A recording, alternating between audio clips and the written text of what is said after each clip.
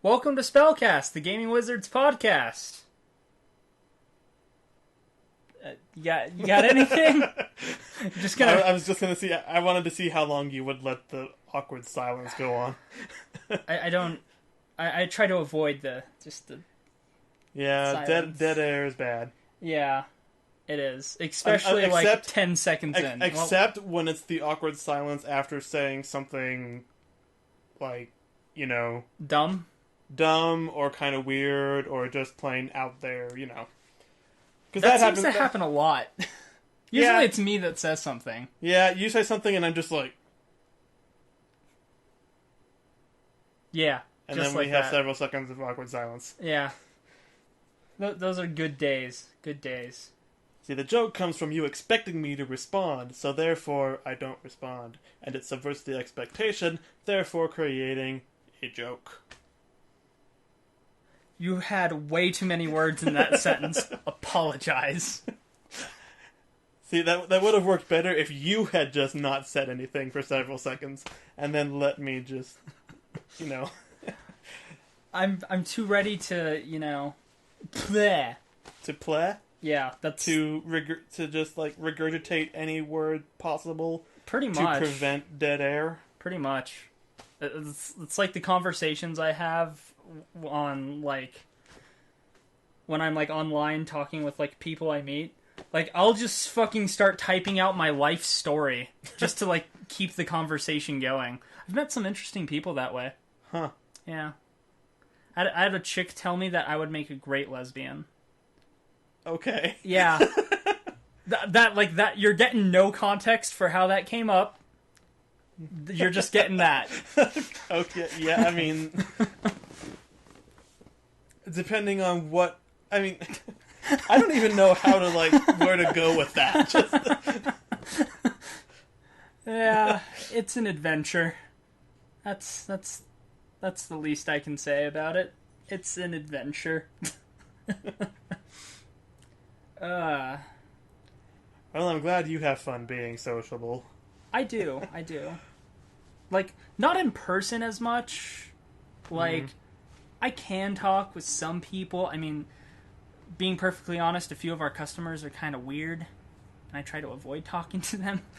But, that aside, I actually don't mind it much, and, the right people I can talk for a while, but, yeah, online, I'm way more sociable than I am, in person. I don't know why. It's just easier to type for me than to speak.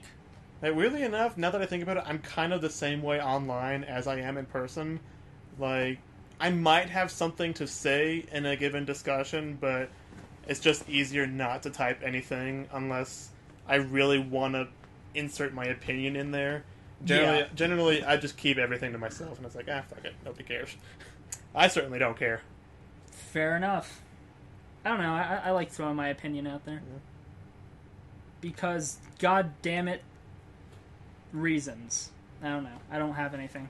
So I'm just going to leave it at that. It does kind of make me wish that more MMOs were easier to solo and didn't rely on you knowing people who play the game, because, I feel like there are some that I could get into if there wasn't always that inevitable, you need this many people to effectively fight this boss. Yeah.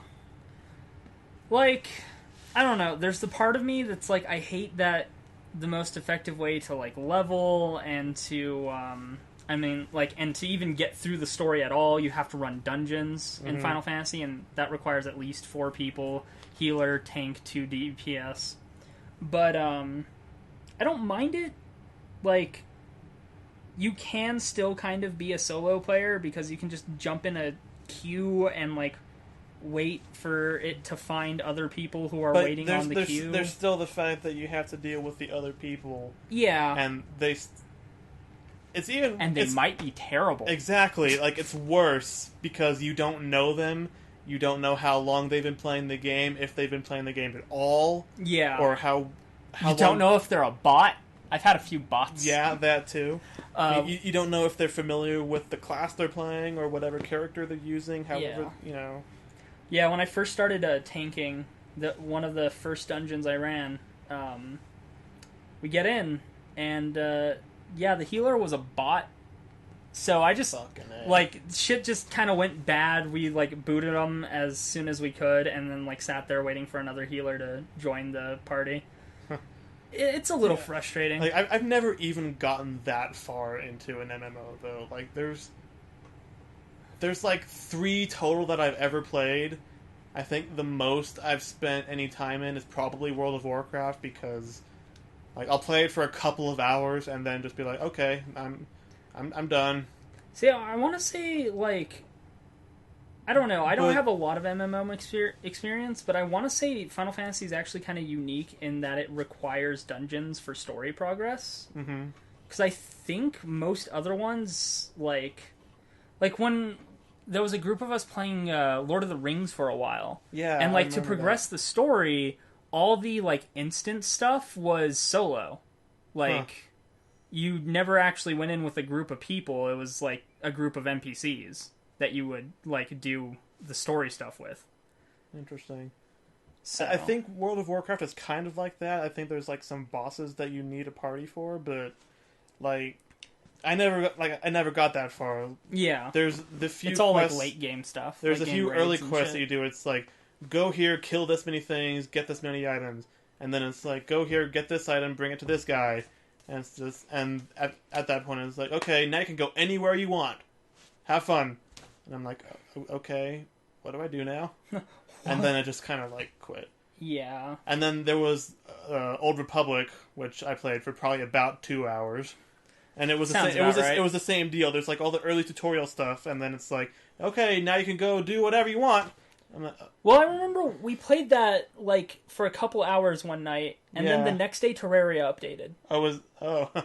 Like, that's literally what happened. Terraria updated the next day, and we went and played that and never touched Star Wars again. Yeah. That sounds right, actually, yeah. I hear it gets pretty good, like, further in.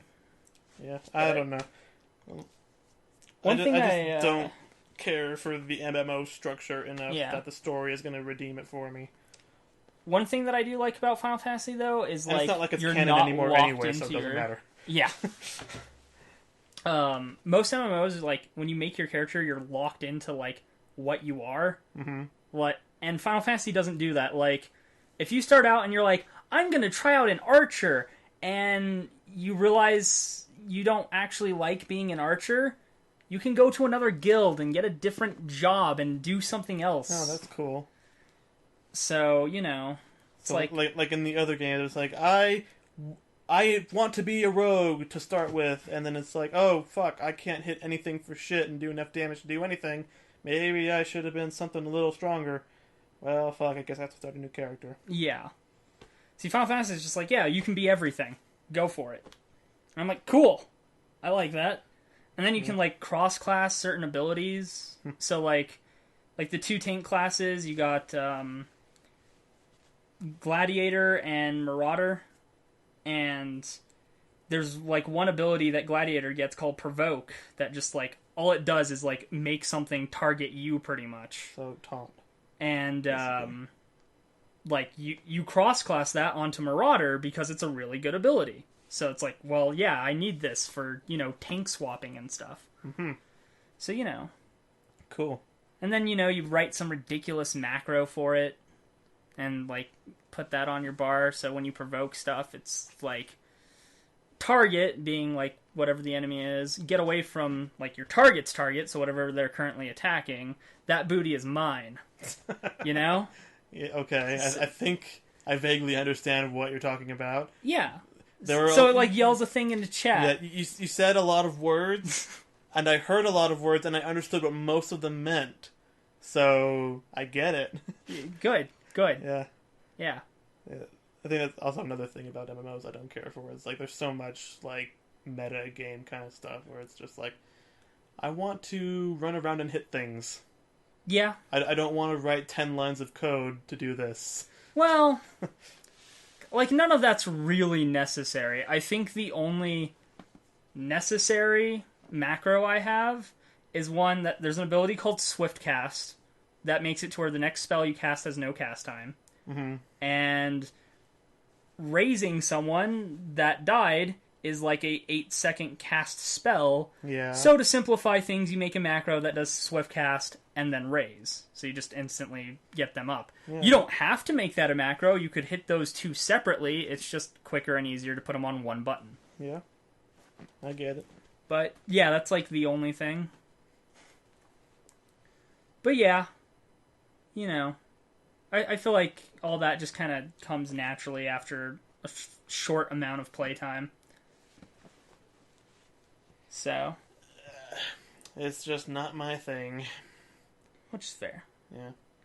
So. And I've tried getting into MMOs. It's just not. It's just one of those things that I can't do it.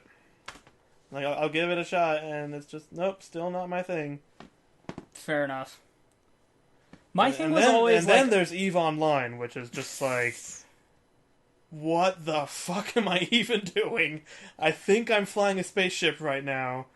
Where do I go? Where do I go? What do I do when I get there?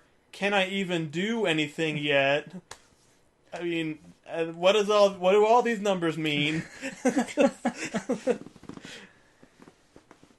Like, I'm hesitant to even call it a game at some points. It's just like, it's just too much.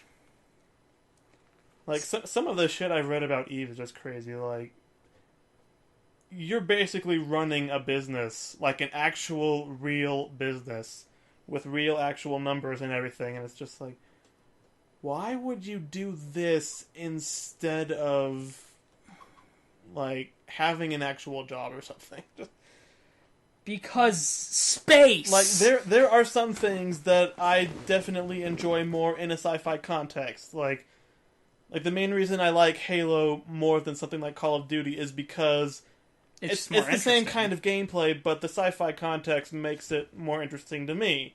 Yeah. But, I mean, spreadsheets, you could put any skin you want on it, and it's still not be boring.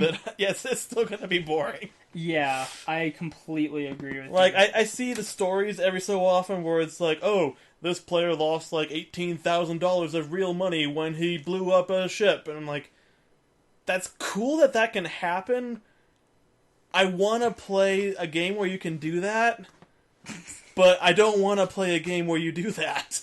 Yeah, it sounds fun and awful at the same time in a weird way. Yeah. It's just, I mean, you know. Yeah, my issue with MMOs was always, like, I couldn't get into the story. And I think it's because most of the ones I played all had that, like, PvP-centric theming of, like, there's a good faction and an evil faction, and you choose which faction you're playing as. And I don't like that setup. And then you have World of Warcraft where there's, like, 5 factions. It's like... Well, I mean, there's like all the different races, but it's still Horde or Alliance. It's like, so wait, you Light guys... side, dark side. So those guys hate those guys who are teamed up with those guys against these guys, but these guys hate each other as well. So those guys and those guys are wanting to team up, but it's like, there's still 2 sides, really. And then somewhere in there's racist pandas. I don't know. But anyway. And then there's the undead who are technically the bad guys the whole time, but it's like...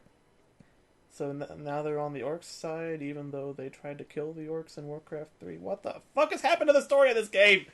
I couldn't begin to tell you. Ask Kevin. He'll know. He'll know. And I know Warcraft 2 and Warcraft 3.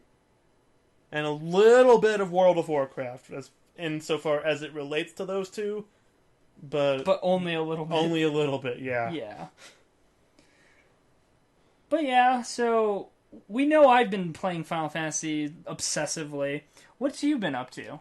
I've been playing mostly StarCraft 2, and I've been trying to play Knights of the Old Republic again. Like I told you earlier. You mentioned that. It's not very well optimized for modern operating system. By which I mean, if I click outside the window, it crashes the game completely. And that has happened several times. There's no way to lock the mouse into the window? Because God, that's frustrating. It's obnoxious because it's a very menu-heavy game. Like you have it's a BioWare RPG, so that tells you everything you need to know. I think it's the same combat system as Dragon Age actually, but with like a Star Wars skin basically. Huh. But there's lots of clicking and stuff, and, you know, you click outside the window one time, and it's just like, oh, you minimized it. Well, you can't unminimize it now. The game broke. Yeah. You lose. Good day, sir. Like, and I mean, Fallout was the same way. If you ever minimized it, it didn't like that very much, but it locked the mouse to the window, so it was never usually a problem. Right. Unless, like, something weird popped up in the background and it was like, hey, Windows, you need to look at this now! Yeah. And I'd be like, well, fuck, there goes my game. That's why you save often, right? Yeah. And at least Fallout has quick save, too. So it's like, okay, F5 if I'm going into this area with 10 death claws. Oh yeah, I like I said, I got Fallout 3 working again, because I mentioned before, Windows broke it, and I finally found a fix for it, for what was going on there, so, yay. Nice. Except it was actually New Vegas that I was in the middle of, because I finished the story for Fallout 3, and I'm like 90% through New Vegas, and then like the Windows update broke it, so I couldn't finish it, and it was annoying.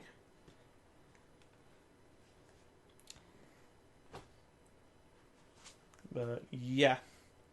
There's another game I was playing recently. Friend picked it up on his PS4. I'm pretty sure it's also on PC. Like, I feel like I've seen it. I can't remember the name right now. Describe it, maybe I know it. But it's really fun. It's a pixel game. You're like, you're an archer, and you have 3 arrows. Like, for the, like... Oh, is it Towerfall? Yes. Yeah, that one. Yeah. That sounds right. That game is amazing. Like, we need to play that game. The best part is when you're playing co-op, and you're like, I'm gonna shoot this thing, and they shoot at the same thing, and, like, they kill it, and then your arrow flies and kills them. It's the best. Oh, wow. It's my favorite part of the game. Which reminds me of something else I think we desperately need to play. Duck Game. Duck Game? Duck Game. What's Duck Game? It's kind of like Towerfall, except you're ducks and you have all kinds of guns. What? Yeah. We need to watch some videos later, but it's for how simple and stupid. It's an Adult Swim game. Okay. That's all I need to know. And there's a dedicated quack button. Good. Like there's one button where all it does is make a character quack. Good. But yeah, it looks... From the videos I've seen, it looks awesome. Like, make a mental note to remind me to look that up when we're done recording then. Because I'm curious now. Yeah. I need to know. Like, it's pretty much Towerfall, but you're all ducks. And there's more weapons. There's some pretty interesting shit in some of the later levels in Towerfall. Like, there's a world where you get drill arrows, and drill arrows will, like, go through walls. And there's so many ways you can kill yourself when you shoot those things, and they just kind of go places. Wow. It's amazing. But, like, just the mechanic of how, like, everything wraps around, so, like, if you fall through the bottom, you come back out the top. If you go out one side, you come back in the other side. Like, that simple mechanic is so, like, brilliant and, like, hard to get used to. Like, there's times where I'll be trying to get, like, somewhere higher, and instead of just jumping through the bottom of the stage, like, I try to climb up there because that's what I'm trained to do. Like, I don't want to fall down a pit. Yeah. It's weird to... But the level structure is always, like Portal, where you fall through the bottom and come out the top. Yeah. But you get really used to taking advantage of that when you're playing versus mode. Mm-hmm. Because you're trying to kill the other person, and you start getting tricksy with it. The versus mode can get pretty intense. Though my one complaint is, like, you can save the replays in it, but it only saves, like, the couple of seconds before the kill. Uh-oh. It doesn't save the whole match. And, like, we've had some matches because you have a dash button. And if you dash as an arrow's coming at you, you catch it. Oh, yeah. So there are some rounds where we're just like back and forth, just catching each other's arrows until someone eventually like messes something up or whatever happens. Nice. Yeah. But yeah, real fun game. Yeah, I've seen... I want to say I have it on Steam, but I haven't played it until, like, I played it at his house. It's like, dude, I got this new game. I was like, I'm down. Let's do it. And then he ended up picking up the DLC because, like, the main campaign is only 2-player, but the DLC is up to 4. So we picked up the DLC because there was 3 of us there. And we played through that, and the final boss for the DLC area is like complete bullshit. It's so hard. It took us a few tries. Like, at the start, it takes away all your arrows. Oh. And then, so it's this big, angry eyeball crystal thing. And there's these crystal platforms floating around. And so the first phase, there'll be like these little like bubble things that you can just like jump on top of or whatever to destroy.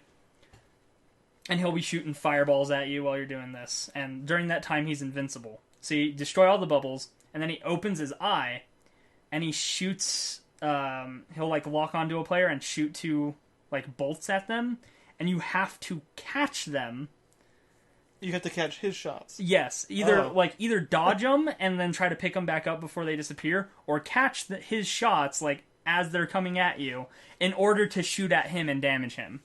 Wow. I mean, your other option is to try to jump on on top of him, because you can like jump on top of enemies to kill him, and he'll be vulnerable on top while he's doing that.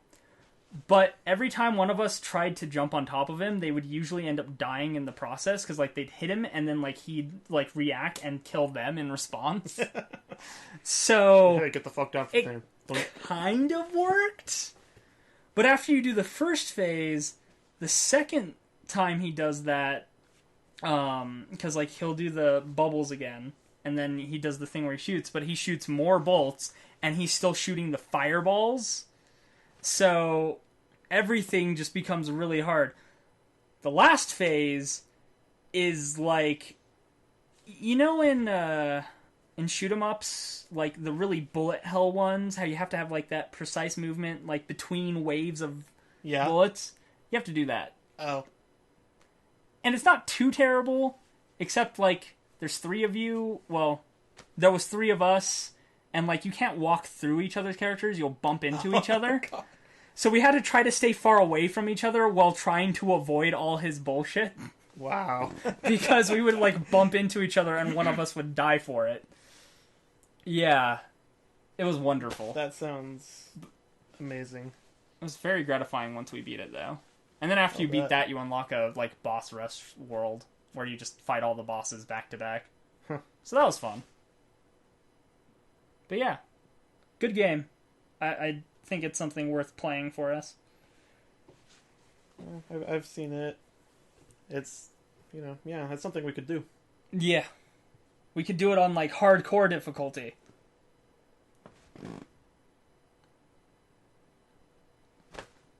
Or not. Yeah, no, that game's probably hard enough as it is. Like, some of the stages are really easy, but, like, there's a few that are just brutal. Like the one with the drill arrows. One of the enemies that spawns are moles, and they'll, like, crawl through the walls and shit. So you can't just watch, like, the openings where enemies are gonna fall down anyway. You have to, like, watch where those enemies are, because if they start digging, they can just come from wherever. Okay. I mean, you can see where they're going, obviously, but, like, if you're not paying attention and one just falls on top of your head when you're like, oh, I'm in this corner where there's no openings, I'm fine. Yeah. That's how I died the first few attempts at that stage. Nice. Yeah. I was like, well, shit! They can crawl through walls? That's bullshit! Then I was like, oh wait, we get arrows that shoot through walls? Awesome! And then I killed myself with some, and I was like, this is bullshit! Oh, this is bullshit. Oh, this is awesome. No, wait, yeah, it's bullshit. It's such a fun stage, but it's so hard, and I hate it, but I love it. It's like Super Meat Boy. You hate it, but you love it. But it's so satisfying to actually beat the hard levels. Except the I want to be the guy level. Fuck the shit. Fuck that. Just fuck it. That bad, huh? Like, it doesn't seem like it's possible, but I've seen video of people doing it. So, it's clearly not impossible, but screw everything about it. Yeah. It's all spikes. That sounds horrible. It is literally all spikes, except for where you need to be. That sounds horrible. Yeah. Why would anyone ever... Because they wanted to unlock the kid as a playable character? Ugh. Yeah, it's not fun. Though... Oh man, I just had a brain fart. I was going to say something. God damn it. You were going to say something about Super Meat Boy, and I want to be the guy, and the kid, and spikes, and difficult games. Did any of that jog your memory? No, I don't know. Maybe it'll come back to me later. Fuck. I don't know. Like, the minute you hit stop on the recording, you're going to be like, I'm just fuck! gonna That's what blurt I it was going out. to say! Yeah. God. Oh, that's what I was... So, like, you mentioned how you watch videos of, like, people doing it, and so it's clearly doable. Yeah. And it made me think of, like, the final part of Cave Story, Hell. Oh, yeah. And how, like, on one hand, I know it's doable. I mean, I've gotten pretty far myself. Like getting through the level is not the hard part. I know. It's getting through it with enough health and weapon power to actually do anything to the final boss. And his second and third forms. Yeah, and like, that's the thing is, I watched a video once of someone doing it, and they made it look so easy. Like, they just fucking went. And I was like, how the fuck? I struggle it comes... just to get through the level alive. I think I've made it to Balos once. Ever. And I just died right away. Yeah. I've made it to him a couple of times, and I've gotten to his second form exactly once. Yeah. Just fucking nuts. And it doesn't help that you fight a boss before him. Yeah, know. there's the big smashy guy. Yeah. Which theoretically, if you're good, you can farm health off of his minion spawns. But I always end up losing more health than I get from it when I try to do that. One of these days, I want to like actually beat that. Yeah. But it's my only response. Yeah. Just don't forget to talk to Curly after getting the thingamajig. The thingamajig. Yeah. So fucking descriptive. The thingamajig. Well, it locks you out of the building if you don't get it. Oh yeah. No. As I found out. I remember in your playthrough, and like I ended up playing through the game, and I was like, I found what you missed. Yeah. And I was like, oh fuck. Yeah. I want to play through that game again sometime. It's been a while. Yeah. It's so good. It is good. It's a good game. And the music is just amazing. I could listen to that soundtrack all day. And I've done that before, actually. Just there have been days at work where I'll just put on the Cave Story soundtrack, and that'll be my soundtrack for the day. Though I do that with a few games, so you know, like I've done that with Musashi more than once. But I kind of grew up on Musashi, so there's a reason why I enjoy that music so much. It has like the nostalgia to it. Yeah. But I still think it's good music, like nostalgia aside. Yeah, it's like the Sonic the Hedgehog music, just pretty much all of it.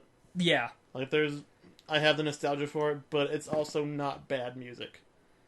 Like, even the Dreamcast version, where it's like all the rock and stuff, it's like, I mean, I still like it. Yeah. Sonic at least seems to consistently have good music, whether or not they can hold up the gameplay end of their games. Yeah, really. Like, I mean, I actually haven't heard any of the music really from the latest ones. Sonic Boom. Yeah, so I don't know if it's still... If that's still like a If that's thing. still the case, if it's still good music despite the gameplay or what, but... Yeah, I mean... But yeah. For all its problems, Sonic 06 did have good music. And I mean, even if you hate like all the 3D Sonic games, like Sonic Adventure, Sonic Adventure 2, you can't tell me it doesn't have good music. I mean, you can tell me, but I'll be like, you're fucking stupid. yeah. It's like, I mean, you could tell me, but you'd be wrong. Yeah, exactly. Your opinion is wrong. Like, you can have your opinion, and you can have your wrong opinion, but it's still wrong.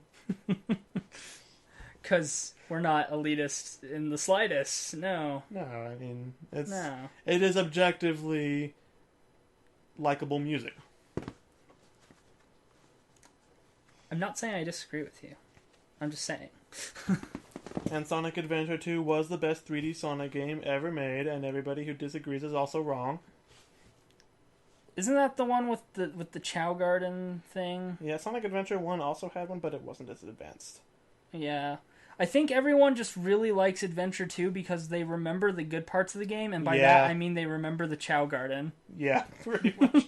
I feel like that's what people yeah, actually remember. Yeah, okay, so a lot of the audio mixing was terrible, and a lot of the dialogue overlaps with itself, and the story was convoluted and stupid, but it was still a good game. I mean, there were chows, man. Yeah.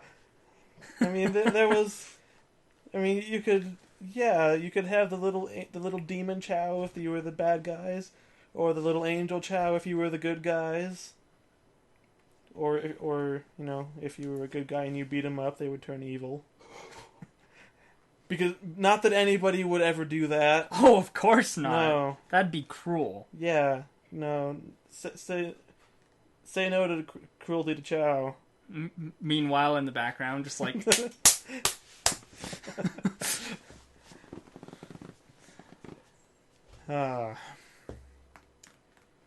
Sonic the Hedgehog. Where did you go wrong? I don't know. Probably when Sega decided that rushing a game for a Christmas release was a good idea. Probably. Because they've made that mistake twice. And it shows both times. It's just so bad. You would think, right? But nope. Like, that's the kind of mistake most people would learn from, right? Right. Like, okay, they didn't look at Sonic 06, see how... Even the people who like it for how bad it is. Yeah. Like, it's glitchy as fuck. I've never even played it, and I know it's a terrible game.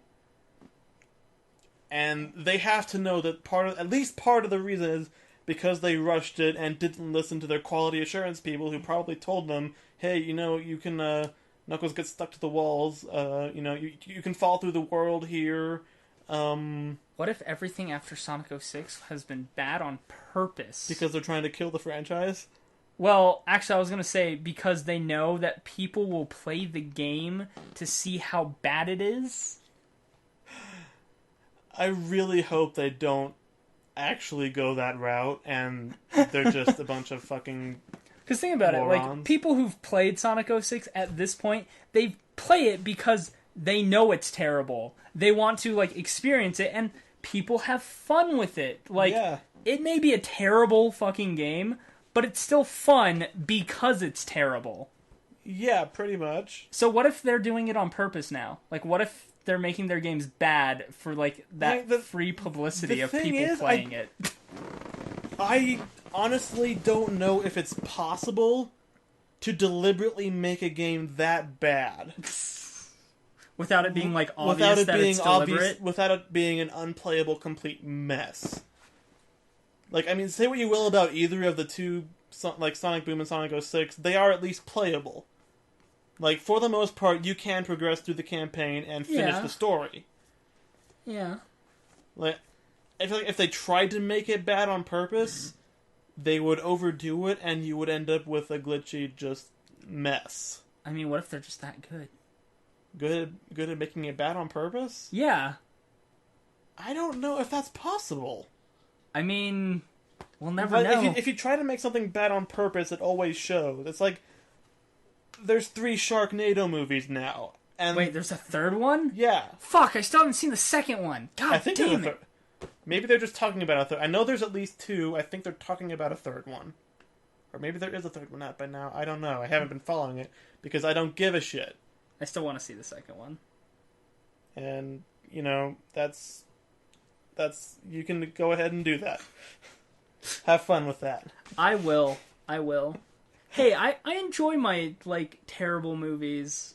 Like, Birdemic is awful. I never want to watch it again. But I wouldn't say I regret the experience of watching it once because, like, it's a memory, you know? It's something I can it's just reference. Like, I don't like it when they try too hard to make it bad on purpose. Yeah. Because, I don't know, it's just always obvious to me when they're doing that. Fair enough. Like there's making it fun, like bad in a fun way, and then there's trying too hard and succeeding a little too well, where it's just like, okay, I get it. I feel like this is a thing that real movies do, and you're just doing that. Yeah. And you're doing it too much, so it's not really parody anymore. I feel like the first Sharknado movie was, you know, like, we realize this isn't going to be great, but we're still going to, like, put effort into it. Yeah. And I feel like, I don't know, I haven't seen the second one, but I feel like if they're making a sequel to something like that, they're cashing in on the fact that the first one was successful. Yeah, they're cashing in on that, but they're also, like, they're gonna lean towards bad on purpose. Yeah. Like, and it's going to show because, and that's really what that studio does. It's what they're known for. Yeah. And, like, Sharknado was one of the few actually original things that they've done, and they've shown that they can do it well, and now that people know that, they're gonna try and capitalize on that as much as they can with their new franchise. Speaking of franchises trying to, like, milk it for all it's got, I went and saw Insidious 3 this weekend. There was a third one? Yup. I'm gonna break it down this way. The first movie, not bad. Yeah. Like, it was okay. It has its kind of, like, creepy moments to it. My one major complaint is that, like, 30 minutes in, I called the ending. Like, I was like, oh, okay, well, this is this, because this is this, and it's gonna end like this. All that happened. I was like, cool. Called it. Second one came out, and I was skeptical, but I actually really liked the second one, from a narrative standpoint. I didn't think it was very scary, overall. Like, it had its jumps. But it had an interesting story, at least. But yeah, it had a good plot to it. Like, it was engaging, and I liked that. And the second one ended with, like, kind of like a cliffhanger, sort of like, here's something else coming. The third one, they went a direction that I didn't expect. The whole thing's a prequel. It takes place before the first one. Okay. And I didn't expect that. Overall, I'd say it was decent.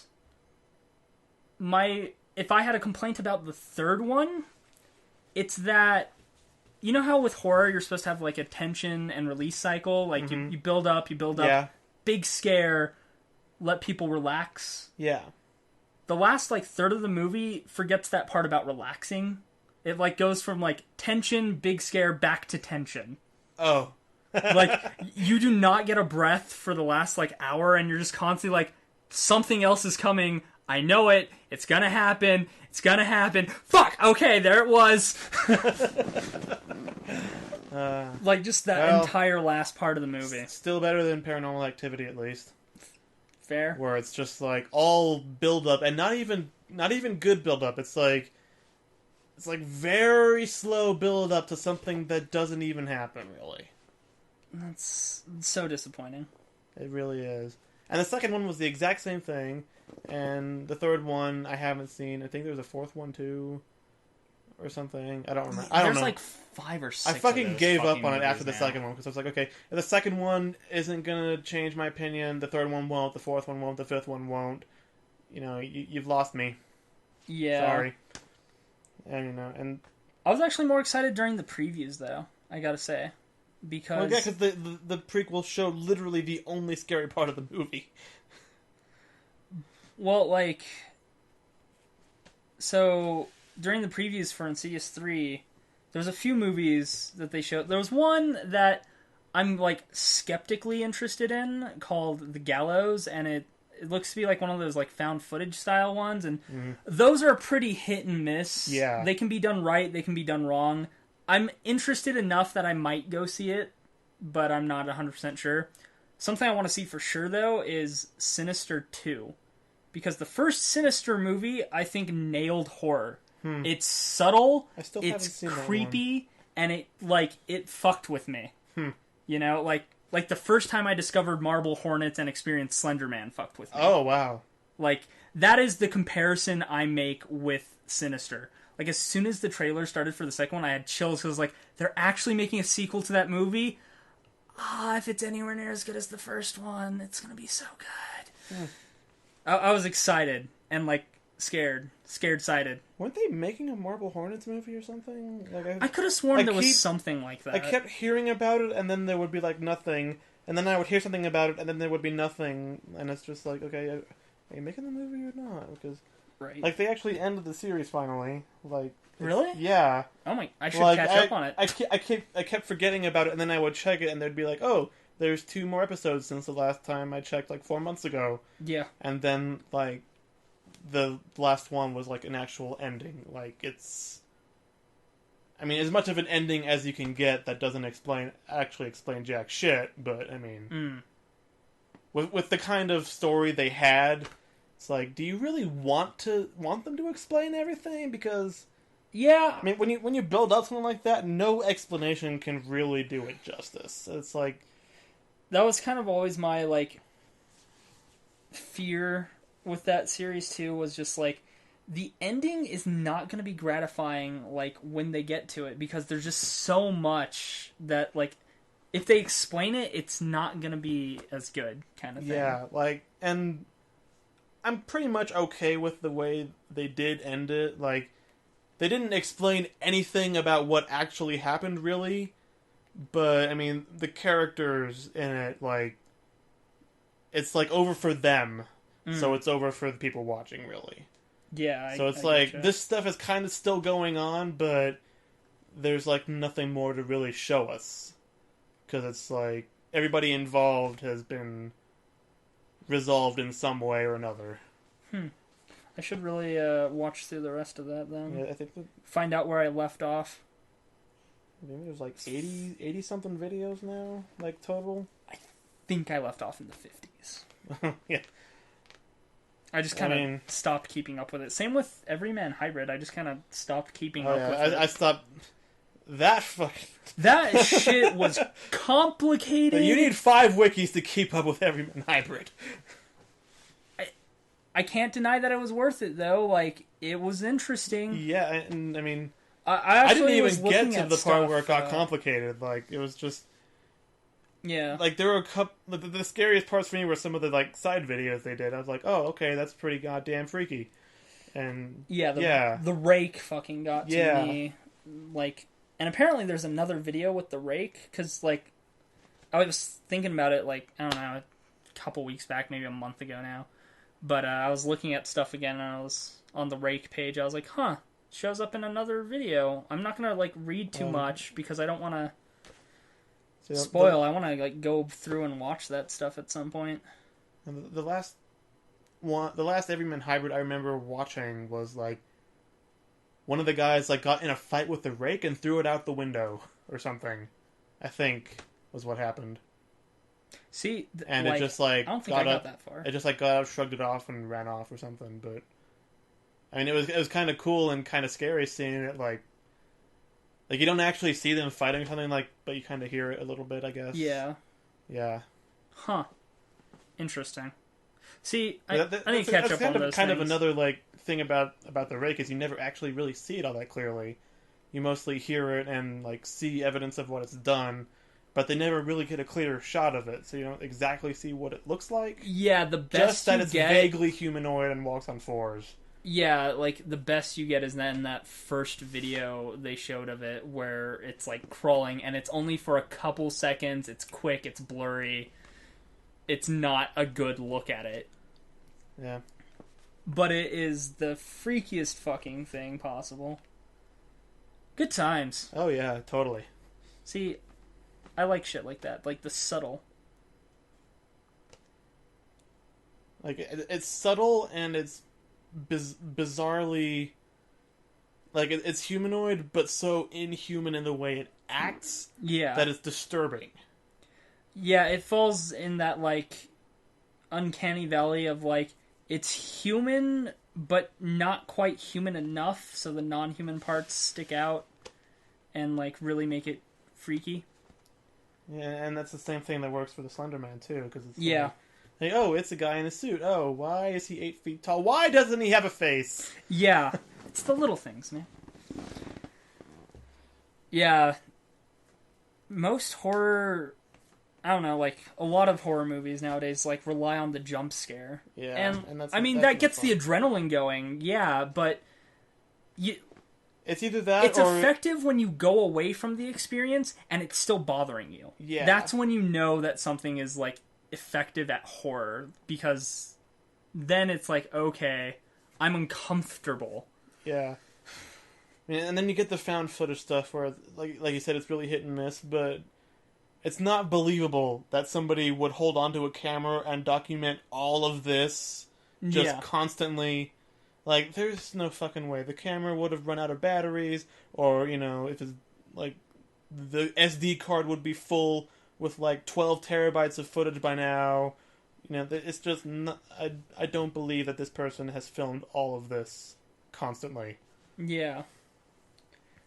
I think that's why stuff like the Slenderman stuff was effective at doing that, though, because... Yeah, it was like little bits at a time. Well, it was little bits at a time. They were always spread out significantly, and, like, they addressed the fact that, like, there were multiple, like, tapes used and stuff in the recording. Like, and that's why most of it's, like, out of order, too, because, you know, it's big bag of tapes, and none of them are labeled as, like, well, this could have happened yesterday, or it could have happened 3 years ago, Next tape, okay, this one was before we even started shooting, we were doing location scouting or whatever. It was like, okay, that makes sense that for the, like, out of order stuff and found footage kind of style is, you know, because it's set up like a film project. See, like, they definitely went the most effective route with that, whereas other stuff just... They don't do it right. They make it in, like, the least believable way possible. Yeah. It's like, it's either jump scare after jump scare, or so much build up and nothing fucking happens at all. Yeah. Like, fucking... I saw the Blair Witch Project, like last year or so. Yeah. And I was like, okay, I went into it knowing that, okay, first of all, it's like the... pretty much grandfather of found footage horror, so maybe it's good, maybe they did it right, and that's why everyone's copying them. And it was, like, really well, like, received at its time. I'm like, and I finally saw it at the end, and I'm like, okay, that was pretty much Paranormal Activity if they went camping. Yeah, because it was like it was literally it was the same thing pretty much. Like, it was all build up and nothing happens. Like, there was, like, its moments that were kind of, like, eerie and creepy and stuff, but, like, overall, like, by the end, it just, there was nothing. And it was like, that's it? But yeah, like, so... that was my experience with one of the, like, horror classics of the 90s. It sucked. Yeah. I did not like it. think part of what made that movie effective was, I want to say when it came out, they actually treated it like it was a real, like, found footage. Yeah, and that worked really well because at that time there wasn't, like, viral marketing quite yet. Like, it was pretty much a pioneer of that. Like, oh, we have this, this website that you can go to, and it tells you the true story of these campers who got lost in the woods and we found their footage. And it was at a time when people would believe anything they read on the internet because nobody had really established, people can lie on the internet? What? Yeah. Well, like, they put a lot of work into it and stuff. Yeah, like, they made it interviews and stuff with, like, people or whatever. So, like, they put the effort into it to address it like that. But knowing what it is and going into it, like, the ending is just really... I can't think of the word. Yeah. Like, nothing happens. Dissatisfying. Yeah, there you go. There's no... One movie... I don't know. That, like, most of it was decent. Like, it wasn't a horror movie. It was the one where, like, there's, like, the kids that, like, develop, like, psychic powers and shit or whatever. Do you know what I'm talking about? Was it recent? It was a couple years back. Like, I think I might know the one you're talking about. Like, I saw trailers for it. Like, the guy pushes a car off the road when it's following them or something. Yeah. I don't know what that was, but I know what you're talking about. I can't remember the name of it right now, but, like... So I saw that a while back, and overall, the movie was decent, it was interesting, but, like... The whole thing's done in that, like, found footage style with, like, a recording camera.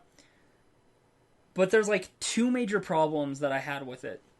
One, so where they get the powers, basically, like, they go into this, like, cave or whatever, and they find this, like, weird alien thing, and they start, like, they touch it, and they, like, start, like, freaking out and shit, and they get out of there, but, like, the whole place collapses, and, like, the camera gets left behind. So how did they get the footage? Oh, yeah, that is kind of a plot hole. So I guess you could assume they went back for it at some point. I guess, but like it's kind of like this big hole in like the whole found footage style. And then my other complaint is near the end. There's a like this whole like sequence where it's like this fight scene basically, and there's a lot of these like dramatic like Hollywood angles that's like that could never happen with like any sort of. It's like okay. I don't care how like because the guy that like was actually recording the whole time, like he kind of had like this obsession with like having a recorder. It was like his safety net or whatever. Mm-hmm. And so like he's using his psychic power to like take all these people's phones, so there's like all these cameras watching him and stuff. But it still doesn't account for like those dramatic Hollywood angles with like all the detail and stuff. It's like, no, it really took me out of the experience when they started doing those. Like, okay, before we fight, I'm going to set this camera right here. If you could stand right there when you swing at me, well, it'll be a good shot, and it'll be very cinematic. Yeah. I'm just going to, like, telepathically strangle you right now. But yeah. That's why, like, those movies are hit and miss. Yeah. To be fair, I think the best, like, found footage style stuff I have seen has been, like, online stuff, like on YouTube. And I don't think I've actually seen a movie do it right. I can think of exactly one. And you know the movie Quarantine? It's a zombie movie, it's found footage style. Not that one.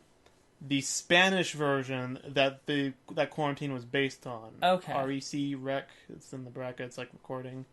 I think you've told me about that. Yeah, I know I've told you about it before, but yeah, like it's a zombie movie, and it's like found footage style. It follows this like woman and her cameraman. They like do a show or something, but I like the way they do it because they actually like the fact that it's a camera. They use it to like look around corners and stuff sometimes, and it makes it a little more believable that they would have a camera during this situation. Yeah. And like that they just leave it going the whole time. Yeah. because they're utilizing it. Yeah, and you know the last like probably 15, 20 minutes of the movie, it's all night vision, and it is terrifying as fuck. Like, it's one of the reasons I liked Outlast so much, was because there was the night vision, and I still had Wreck in my mind when I saw the trailers for Outlast, and when they went into night vision, I'm like, oh, this is going to be the best horror game ever. I still need to play that. It's pretty damn good. I'll get around to it. Yeah. One day. It's a good one. But yeah. And the DLC wasn't bad either. If anything, it was probably scarier. I think that's like the general consensus I've heard, is that like the DLC was a bit better on the horror side. Yeah, there's some pretty goddamn horrifying things that can happen to you in the DLC. I'll definitely have to get to that, but whenever that's fucking doable. I've been thinking like I should start streaming more often. Like just streaming. Yeah.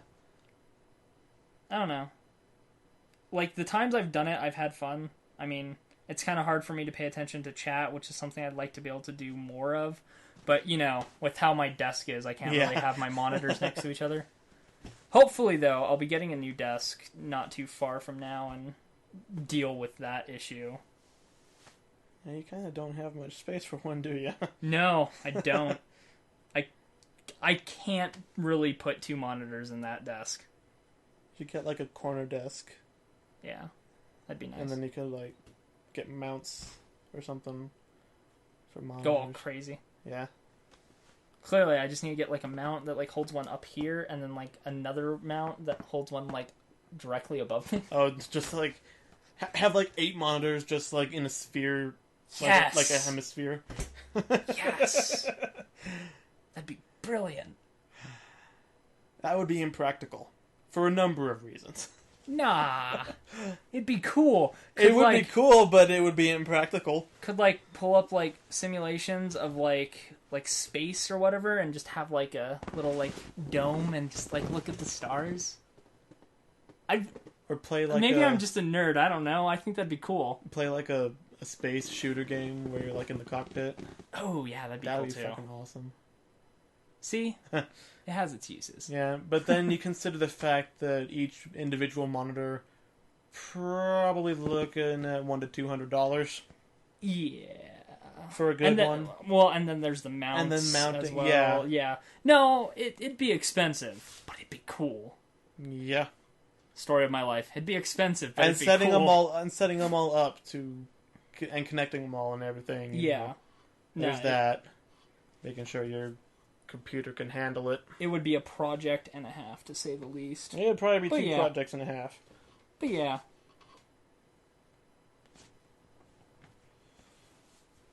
I think we're good on this episode, though. Yep. We talked about unless we want to ramble incoherently for a couple more minutes and fill out the hour. Schmebulok. What? You said ramble incoherently. Not that incoherently. Use actual words at least. Oh, do I have to? Yes. I don't want to. Too bad. Do it. That takes too much thought to ramble like actual words incoherently. I mean, what the fuck am I going to talk about? Fucking the fact that I can't think of anything to talk about? Sure. That'd be stupid. Keep going on like this for another minute. That'd be stupid. No, but we talked about MMOs. Yeah, we talked about MMOs. We talked about horror for a good bit. Movies. There was something in between. Oh, we were talking about Sonic the Hedgehog. Sonic, there we go. And why it started to suck. Yeah. And I'm sure there was other stuff like in there. There was definitely other stuff, but yeah, no, that was pretty much the biggest chunks of conversation, I'd say. This has been SpellCast. We may or may not see you next week, depending on how our schedules coincide. Yeah, because that's hopefully been an issue lately. Yeah. And it's also part of why we haven't had any episodes of Gaming Wizards up the last week. Well, there was also the issue of the footage. Yeah, the technical issues you were Yeah. having. But those should all be resolved and everything should be good to go, so. Yeah. So, yeah.